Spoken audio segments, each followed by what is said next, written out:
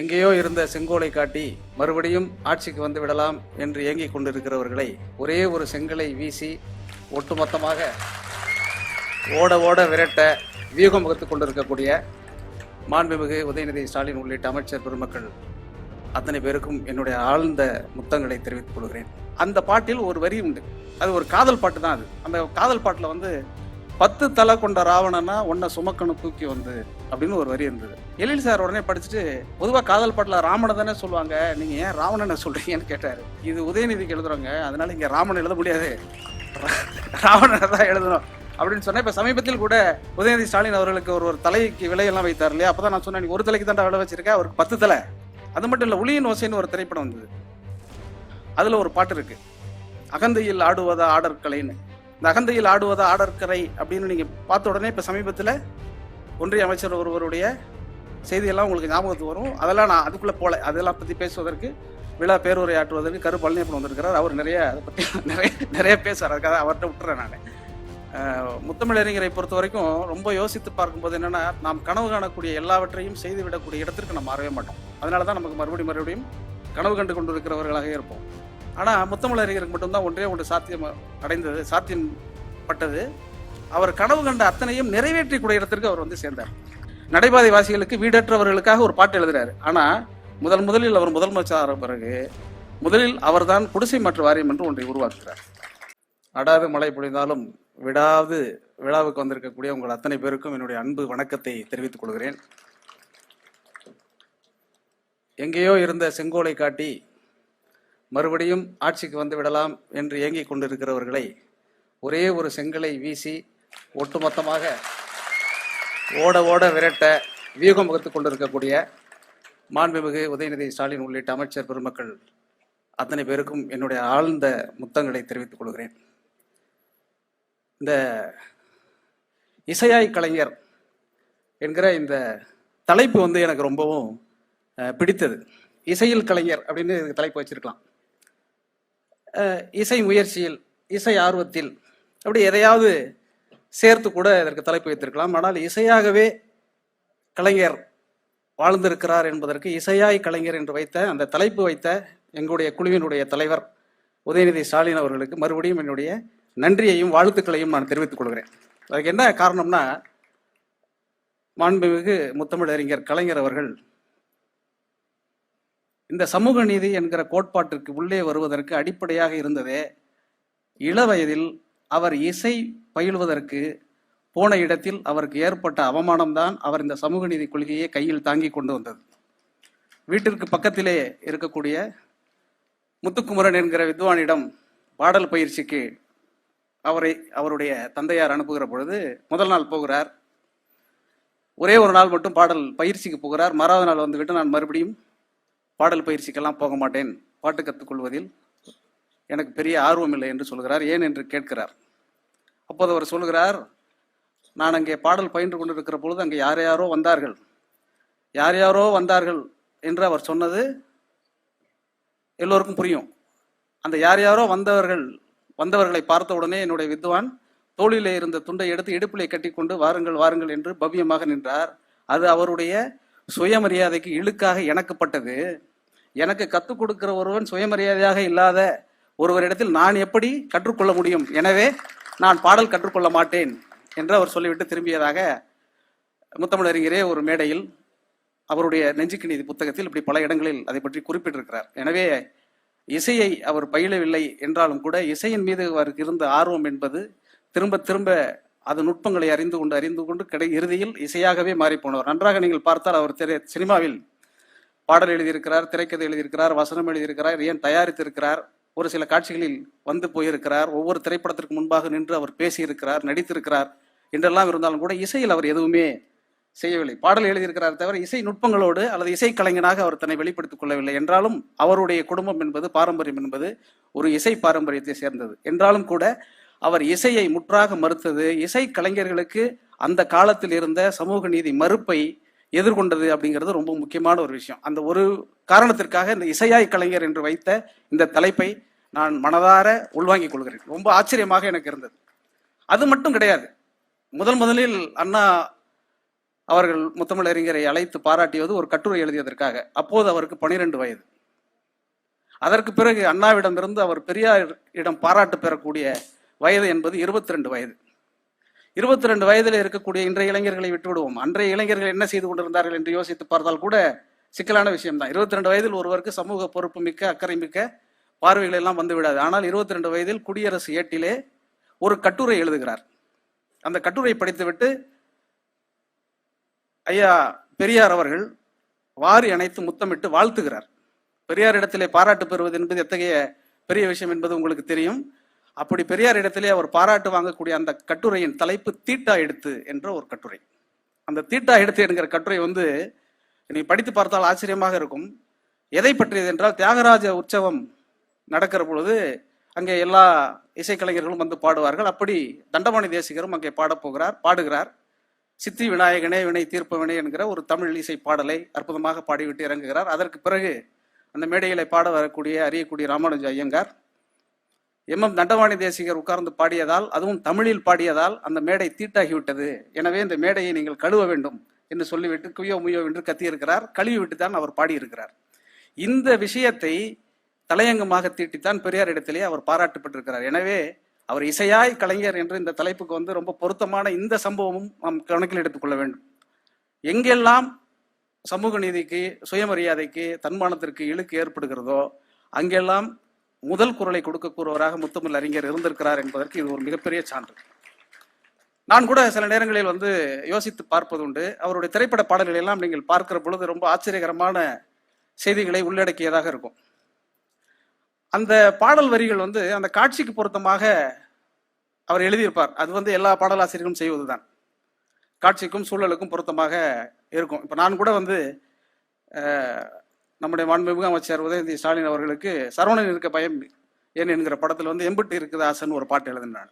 அது ஒரு காதல் பாட்டு. அது அந்த பாட்டு வந்து முதல்ல இமான் அவர்கள் மெட்டமைக்கிற பொழுது எப்போதுமே சின்ன சின்ன சந்தங்கள் கொடுத்து எனக்கு மெட்டமைச்சிட்டே இருந்தார். இயக்குனர் எழில் அவர்களும் இமானும் சேர்ந்து எப்போதும் சின்ன சின்னதாக கொடுக்கறதுனால இவர் ரொம்ப வேகமாக எழுதிடுறாரு, அதனால இந்த வாட்டி நிறுத்தமே இல்லாத ஒரு சந்தத்தை கொடுப்போம் அப்படின்னு சொல்லி 2 பேர் பேசியிருப்பாங்க போல இருக்கு. எனக்கு அது தெரியாது. உடனே நான் வந்த உடனே நான் மெட்டு தயாராக இருக்கு, நீங்கள் எழுதுறீங்களா? நாங்கள் எழுதுறேன் அப்படின்னு சொன்னேன். சரின்னு மெட்டு வாசிக்க ஆரம்பிச்சாங்க. எப்படி வாசிச்சாங்கன்னா, தன்னன்ன தனனா தனனா தனனா தன்னன்ன தனனா தனனா தனனா தன்னன்ன தனனா இப்படி போயிட்டே இருப்பாது. அந்த பாட்டை வந்து நிறுத்தவே முடியாது. நான் வந்து கேட்டுட்டு சொன்னேன், எம்பிட்டு இருக்குது நீளம் இந்த டியூனு, இதை மாற்ற வேணும்னு சொன்னேன். அந்த மெட்டுக்கு ஏற்ற மாதிரி சொன்னேன். நான் சொன்னோன்னே இந்த எம்பிட்டு இருக்குதுங்கிறது இயக்குனர் எழில் அவருக்கு ரொம்ப பிடிச்சு போச்சு. அதை அவர் வச்சுட்டு அப்புறம் அதற்கு பிறகு இருக்க வரிகள் எல்லாம் உடனே மாற்றி நான் எழுதி கொடுத்தேன். பதிவு செய்து வந்துகிற பொழுது அந்த பாட்டில் ஒரு வரி உண்டு. அது ஒரு காதல் பாட்டு தான். அது அந்த காதல் பாட்டில் வந்து 10 தலை கொண்ட ராவணனா உன்னை சுமக்கணும் தூக்கி வந்து அப்படின்னு ஒரு வரி இருந்தது. எழில் சார் உடனே படிச்சுட்டு, பொதுவாக காதல் பாட்டில் ராமனை தானே சொல்லுவாங்க, நீங்கள் ஏன் ராவணனை சொல்றீங்கன்னு கேட்டார். இது உதயநிதிக்கு எழுதுறோங்க, அதனால இங்கே ராமன் எழுத முடியாது, ராவணனை தான் எழுதணும் அப்படின்னு சொன்னேன். இப்போ சமீபத்தில் கூட உதயநிதி ஸ்டாலின் அவர்களுக்கு ஒரு தலைக்கு விலையெல்லாம் வைத்தார் இல்லையா? அப்பதான் நான் சொன்னேன், ஒரு தலைக்கு தான் விலை வச்சிருக்கேன், அவருக்கு 10 தலை, அதனால 10 தலைக்கு சேர்த்து விலைய வை அப்படிங்கிற மாதிரி சொன்னோம். எனவே இந்த பாடல் எழுதுகிற பொழுது இப்படி வெளியில இருக்கக்கூடிய சமூக விஷயங்களை, அரசியல் விஷயங்களை, தத்துவ விசாரங்களை எல்லாம் அந்த பாடல்கள் கொண்டு வருவது என்பது நான் எங்கிருந்து படித்துக் கொண்டேன் என்றால், முதலில் நான் உடுமலை நாராயணகவியிடமிருந்து படித்துக் கொண்டேன். அதன் பிறகு நான் படித்துக் கொண்டது முத்தமிழறிஞர் கலைஞரிடமிருந்து தான். அது ரொம்ப முக்கியமாக இந்த மேடையில் சொல்லணும். என்னன்னா, அந்த ஒரு புத்தகம் வந்து தமிழ் இசையின் உண்மை வரலாறுன்னு சொல்லிட்டு ஒரு புத்தகம் பிடிஆர் கமல தியாகராஜன் அவர்கள் எழுதியது. இந்த பிடிஆர் கமல தியாகராஜன் யார் என்பதை சொல்லி விடுகிறேன். பிடிஆர் பழனிவேல் ராஜன் இருக்கிறார் இல்லையா, அவருடைய இளைய சகோதரர். அவர் தான் அந்த தமிழ் இசை பற்றிய தமிழ் இசையின் உண்மை வரலாறு என்கிற புத்தகத்தை எழுதி 1997 வெளியிட்டிருக்கிறார். அந்த நூலில் வந்து முத்தமிழறிஞர் வந்து ஒரு முகவுரையும் ஒரு அணிந்துரை மாதிரி ஒன்றை கொடுத்திருக்கிறார். அந்த புத்தகத்தை முழுமையாக படித்துவிட்டு, அவர் தெரிந்தவர், பழகியவர், கட்சி சார்ந்து இயங்கக்கூடியவர், பகுத்தறிவு கொள்கைகளை உடையவர், எல்லாம் சரிதான். அது எல்லாத்தையும் அந்த புத்தகத்தெல்லாம் படிச்சிருக்கிறார். அதை எழுதி கொண்டே வருவார். எழுதி கொண்டே வருகிற பொழுது சங்கீத மும்மூர்த்திகள் அப்படின்னா உடனே நம்ம எல்லாரும் என்ன சொல்லுவோம்னா, சங்கீத மும்மூர்த்திகள் பொதுவாக இப்போ மார்கழி மாதம் சங்கீதத்துக்கு யார் மும்மூர்த்திகள்னாக்கா எல்லாருக்குமே தெரியும், தியாகராஜர், முத்துசாமி தீட்சிதர், சியாமா சாஸ்திரிகள் அப்படின்னு. அவங்க தான் சங்கீத மும்மூர்த்திகள் அப்படின்லாம் அந்த புத்தகத்திலும் கமல தியாகராஜன் அவர்களும் எழுதியிருக்கிறார். அதையெல்லாம் குறிப்பிட்டு விட்டு ரொம்ப சிறப்பாக எழுதியிருக்கிறார். ஆனால் சங்கீத மும்மூர்த்திகள் என்று நீங்கள் இந்த 3 பேரை சொல்லுகிறீர்களே, இது முக்கியமில்லை, ஆதி மும்மூர்த்திகள் என்று 3 பேர் இருக்கிறார்கள் அப்படின்னு சொல்லி முத்தமிழறிஞர் கலைஞர் அதில் குறிப்பிட்டு அருணாச்சல கவிராயரையும் முத்து தாண்டவரையும் மாரிமுத்தா பிள்ளையையும் சேர்த்து இணைத்துவிட்டு இங்கிருந்து தொடங்க வேண்டியதுதான் நம்முடைய வரலாறை தவிர நீங்கள் பாதியிலிருந்து தொடங்கி இருக்கிறீர்கள் என்று அதில் ஒரு சின்ன குறிப்பு எழுதியிருப்பார். அது மட்டுமல்ல, தமிழிசையை ஆய்ந்து தெளிந்து உலக மாநாடுகள் எல்லாம், இசை மாநாடுகளெல்லாம் நடத்தி ஒரு 7 பகுதி, 4 பாகம், அது 7 தொகுதிகளாக வெளிவந்திருக்கக்கூடிய ஆபிரகாம் பண்டிதனுடைய கருணாமிர்த சாகரம் என்கிற நூலை முத்தமிழறிஞர் தான் நாட்டுடைமையாக்கி கொடுத்தவர். இந்த பெருமையும் முத்தமிழறிஞரையே சாரும். அவர் காலத்தில் தான் அந்த புத்தகம் வந்தது. அது மட்டுமல்ல, அந்த புத்தகத்தை நாட்டுடைமை ஆக்குவது என்பது வேறு. அதை தாண்டி அவர்கள் வம்சாவளியிலே வந்தக்கூடிய அவருடைய பேத்திக்கு அமுதா பாண்டியன் என்கிற அவருடைய நூலை தமிழக அரசு சார்பில் நிதியுதவி வழங்கி அந்த புத்தகத்தை வெளியிட்டு, அந்த புத்தகத்திற்கு பேராசிரியர் அன்பழகன் ஒரு அற்புதமான ஒரு முன்னுரை எழுதியிருக்கிறார். ஒரு 18 பக்கம் இருக்கும். இந்த 18 பக்கத்தை நீங்கள் படித்துவிட்டால் இன்றைக்கு தமிழ் இசையின் அல்லது திரை இசையின் அல்லது உலக இசையினுடைய வரலாறு மொத்தத்தையும் நீங்கள் தெரிந்து கொள்ள முடியும். நாம் இசையை எப்படி பார்க்க வேண்டும் என்பதற்கான ஒரு பார்வையை பேராசிரியர் அன்பழகன் அவர்கள் அந்த புத்தகத்தை எழுதியிருக்கிறார். நீங்கள் எல்லோரும் அந்த புத்தகத்தை அவசியம் வாங்கி படிக்க வேண்டும் என்று நான் கேட்டுக்கொள்கிறேன். இது ஒரு புறம். இந்த இசையை பற்றி, இசையினுடைய வரலாறு, இசையினுடைய அரசியல் என்பதை தெரிந்து கொண்டுதான் நாம் இந்த இசையை உள்வாங்கிக் கொள்ள முடியும். இந்த இசையை வெறுமனே வெறும் ஒரு ரசனைக்காக கேட்பது, ஒரு நுகர்வுக்காக கேட்பது, சந்தோஷத்திற்காக கேட்பது என்பதையெல்லாம் தாண்டி இசைக்கு பின்னாலும் நமக்கு நிறைய அரசியல் இருக்கிறது. இந்த அரசியலை உள்வாங்கி கொண்டுதான் முத்தமிழறிஞர் இயங்கி இருக்கிறார் என்பதனால்தான் இசையாய் கலைஞர் என்கிற இந்த தலைப்பை அவர்கள் கொடுத்திருக்கிறார்கள். அது மட்டும் இல்ல, ஒவ்வொரு பாடலை முத்தமிழறிஞர் எழுதுகிற பொழுதும் அவரே எல்லா திரைப்படத்திற்கும் நிறைய விஷயங்களை இந்த படத்தில் இருக்கக்கூடிய கதை மொத்தத்தையும் முதலிலே சொல்லிவிடுவார். எனக்கு அது ரொம்ப ஆச்சரியமாக இருக்கும். கருப்பழனியப்பன் அவர்கள் கூட ஒரு மேடையிலே அதை பற்றி ரொம்ப குறிப்பிட்டிருந்தார்.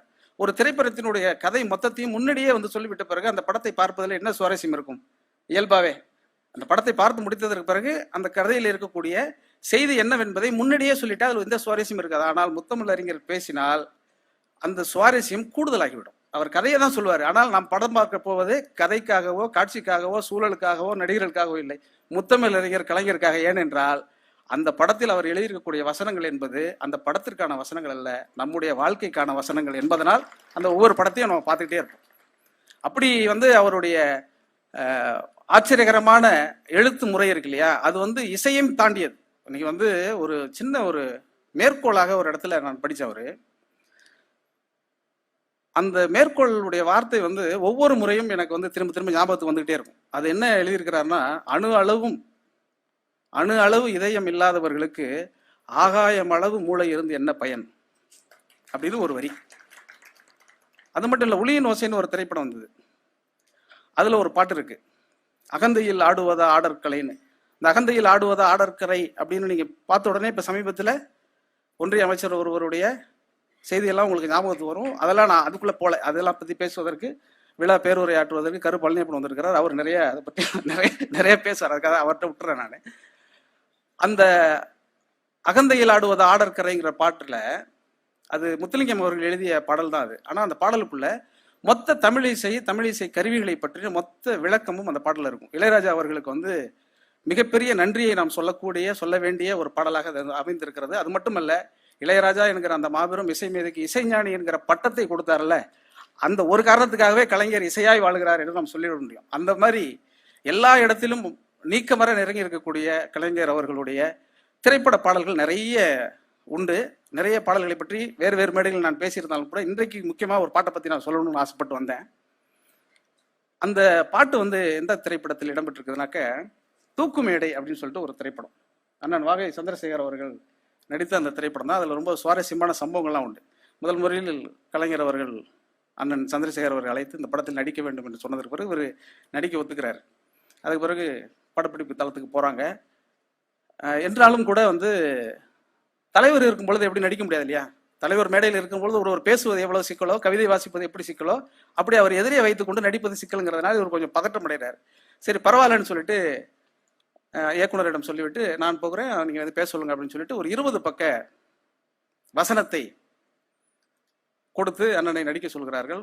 இந்த மேடையில் அவர் எதேட்சையாக வந்து அமர்ந்திருந்தாலும் கூட இந்த மொத்த கைத்தட்டலும் அவளுக்கு சேரும். அந்த 20 பக்க வசனத்தையும் ஒரே டேக்கில் பேசி நடித்தவர் நம்முடைய அண்ணன் வாகை சந்திரசேகர் அவர்கள்.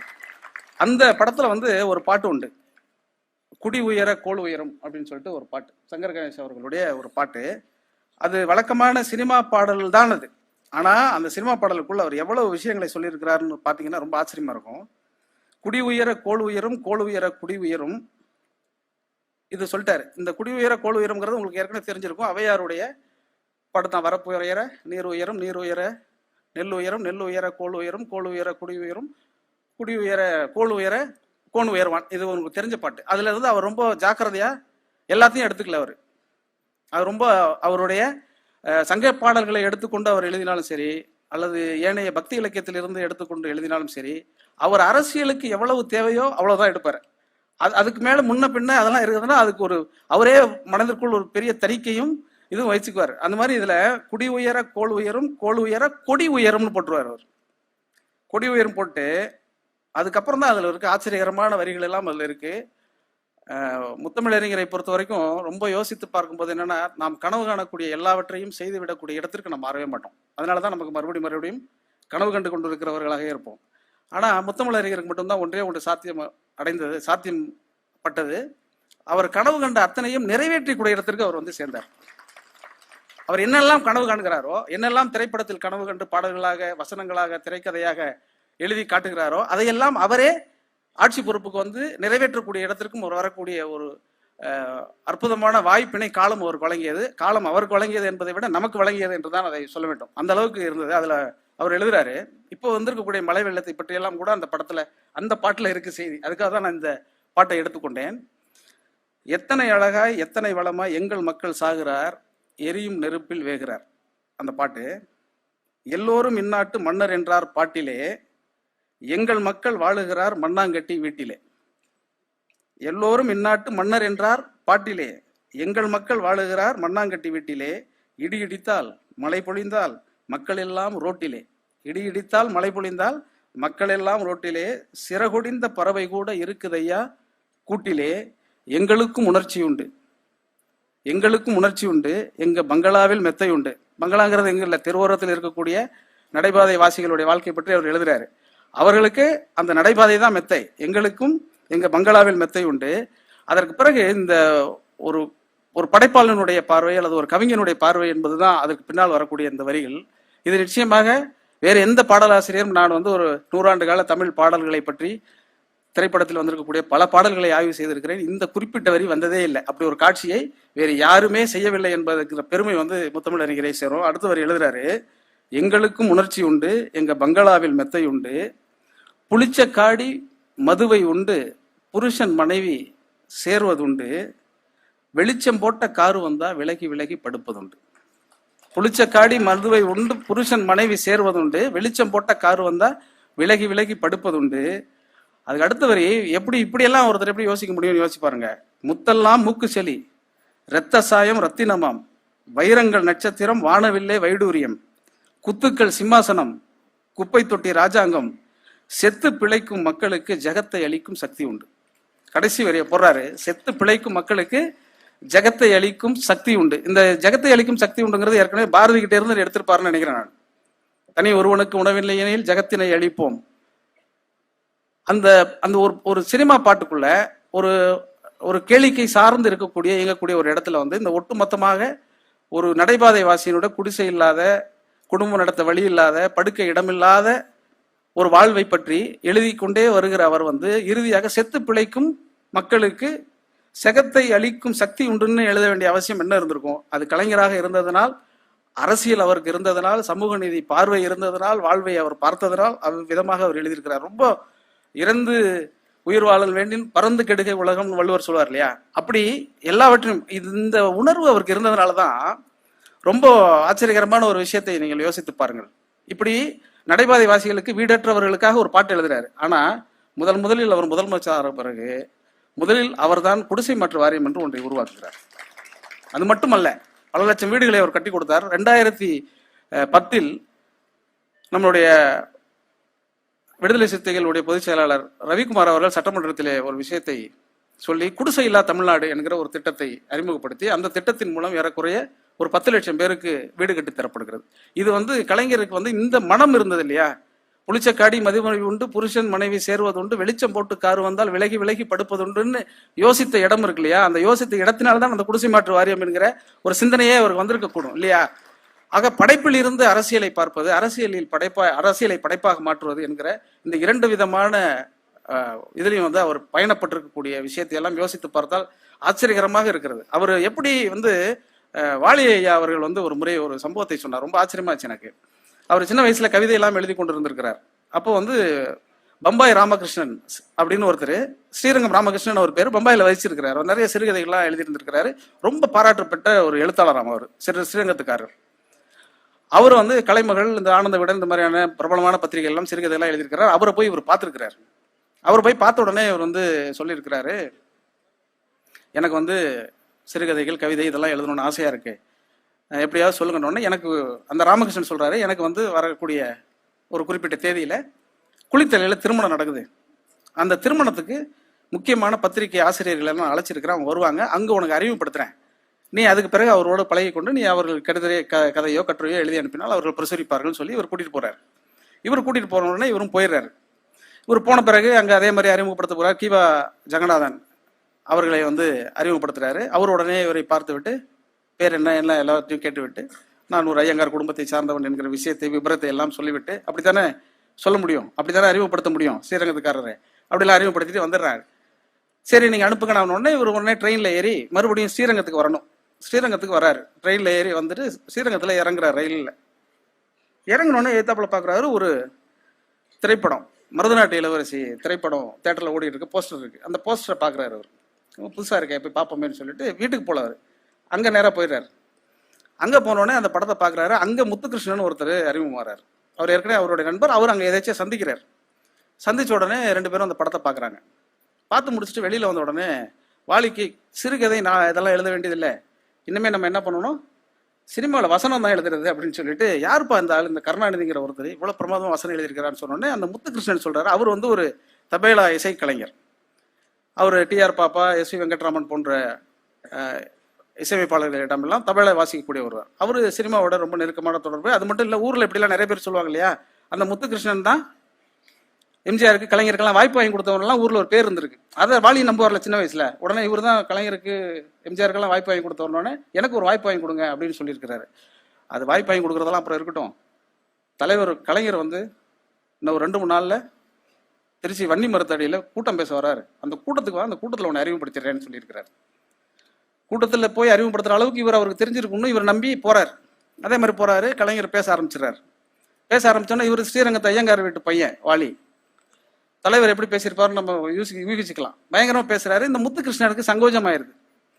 இவர் திரும்ப அந்த வாலி முகத்தை பார்த்து ஏதாவது சங்கடமா இருக்காப்பா, நம்ம வேணா போயிடலாம், இன்னொரு கூட்டத்தில் அவர் வேற ஒரு சந்தர்ப்பத்தில் அவரை நான் அறிமுகப்படுத்தினேன் அப்படின்னு வாலி அப்போது சொன்னதாக அந்த புத்தகத்திலும் அவர் எழுதியிருக்கிறார், நேரடியாகவும் சொல்லியிருக்கிறார். அவர் பேசி அத்தனையும் சரியாக பேசினார் என்பதனால் அவர் மீது எனக்கு அருவருப்போ சங்கோஜமோ எதுவுமே வரவில்லை. அவர் மீது பிரமிப்பு தான் கூடியது. அதற்கு பிறகு அவர் எனக்கு அந்த முத்துகிருஷ்ணனை அறிமுகப்படுத்தினாரு. அப்புறம் தோலை தட்டி விட்டு சந்திப்போம்னு சொல்லிட்டு போயிட்டாரு. கொஞ்ச காலம் கழித்து நான் எங்கள் தங்கம் என்கிற திரைப்படத்திற்கு ஒரு பாடல் எழுத போனேன். அப்போ எம்ஜிஆர் அவர்கள் குண்டடிப்பட்டு மறுபடியும் மீண்டு வந்த அந்த சூழல். நான் செத்து பிழைச்சவன்டா, எமனை பார்த்து சிரிச்சவன்டா பாட்டெல்லாம் எழுதி எம்ஜிஆர்ட்ட போய் காட்டினேன்.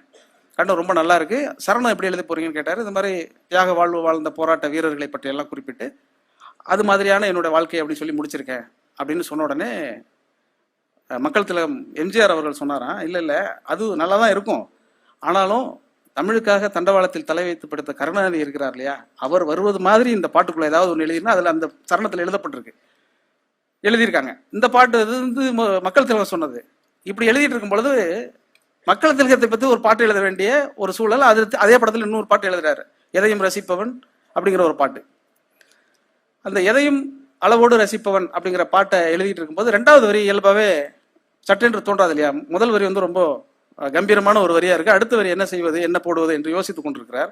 அப்போ எதேச்சையாக முத்தமிழ் அறிஞர் பக்கத்தில் இருந்து கொண்டு என்ன எழுதுகிறீர்கள் கேட்கிறாரு. இல்லை இது மாதிரி மக்கள் திலகத்துக்கு எம்ஜிஆருக்காக இந்த பாட்டு எழுதுனேன் அப்படின்னு. முதல் வரி என்ன எழுதிருக்கீங்க அப்படின்னு கேட்டாராம். அளவோடு ரசிப்பவன் எழுதியிருக்கிறேன். அடுத்த வரி எதையும் அளவின்றி கொடுப்போம்னு வச்சுக்கலாம் இல்லையா, அப்படின்னு சொல்லி எதையும் அளவின்றி கொடுப்பவன் என்கிற அந்த வரியை மக்கள் திலகம் வள்ளல் என்று எல்லோரும் சொல்லிக் கொண்டு கொண்டாடி கொண்டிருந்தாலும் கூட அவர் அளவின்றி கொடுப்பவன் என்பதை அங்கீகரித்து ஒரு பாடலுக்குள் வைத்த பெருமை இசையாய் வாழக்கூடிய கலைஞருக்கு தான் சேரும். அந்த மாதிரி நிறைய சம்பவங்களை அடுக்கிக் கொண்டே போகலாம். எனக்கு பிறகு விரிவாகவும் நிறைவாகவும் பேச வேண்டிய கருப்பழனியப்பன் அவர்கள் எச்சரிக்கையோடும் ஆச்சரியத்தோடும் பாய்ச்சி கொண்டே இருக்கிறார். என்ன அவர் சொல்ல போறாருன்னு தெரியல. அப்புறம் நான் என்ன விஷயத்தை விட்டுட்டேனோ அதை அவர் பிடிப்பாரு. அதனால அவர் பேனாலாம் எடுத்து குறிப்பெடுக்க ஆரம்பிச்சிருக்கிறாரு. எதை பற்றின்னு தெரியல. இது ஒரு இந்த குடி உயரம்ங்கிற அந்த தூக்குமேடை பாடலை பத்தி நம்ம பார்த்தோம் இல்லையா. இன்னும் ஒரு பாட்டை மட்டும் நான் சொல்லிட்டு நான் என்னுடைய உரையை நிறைவு செய்து கொள்ளலாம்னு ஆசைப்படுறேன். அந்த பாட்டு எல்லோருக்கும் தெரிந்த ஒரு பாட்டு தான். இது ஒரு புறம் சார்ந்த ஒரு பாட்டு, அகம் சார்ந்த ஒரு பாட்டு இருக்கு இல்லையா. மனிதர்கள் வாழ்க்கையை எப்படி பார்த்து கொள்ள வேண்டும், எப்படி அணுக வேண்டும், அறம் சார்ந்த தமிழனுடைய வாழ்க்கை எப்படி இருந்தது என்பதற்கு ஒரு பாட்டு இருக்கு. அது வாழ்க்கை எனும் ஓடம் வழங்குகின்ற பாடம். உங்களுக்கு எல்லாருக்கும் தெரிஞ்ச பாட்டு தான் அது. அதுல முன்னாடி ஒரு தொகையற மாதிரி ஒண்ணு வரும். ஒருவனுக்கு ஒருத்தி எனும் உயிர் மூச்சை உள்ளடக்கி அப்படிங்கிற அதுல அரண் எனப்பட்டதே இல்வாழ்க்கை, அதுவும் பிறன் பிழை இல்லாதாயின் நன்று என்ற வள்ளுவரின் வார்த்தையை மறவாதே திசை மாறி போகாதே, திருவள்ளுவரின் வார்த்தையை மறவாதே திசை மாறி போகாதே அப்படிங்கிற அந்த தொகையரா ரொம்ப முக்கியமானது. எங்கெல்லாம் வாய்ப்பு கிடைக்கிறதோ அங்கெல்லாம் வள்ளுவரையும் பாரதிதாசனையும்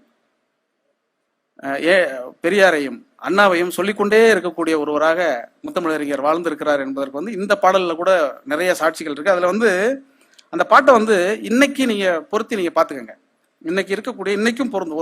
ஒரு நல்ல படைப்பு என்பது எல்லா காலத்துக்கும் பொருந்தக்கூடிய ஒன்றாக அமைய வேண்டும் இல்லையா. அப்படி இருக்கும் அந்த பாட்டு. வாழ்க்கை எனும் ஓடம் வழங்குகின்ற பாடம், மானிடரின் மனதினிலே மறக்க ஒண்ணா வேதம்.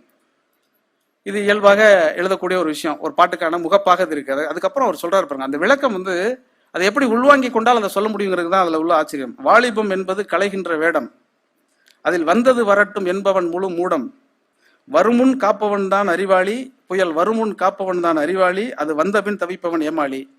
இது ஒரு சரணம். அடுத்தது சொல்லுவாருங்க.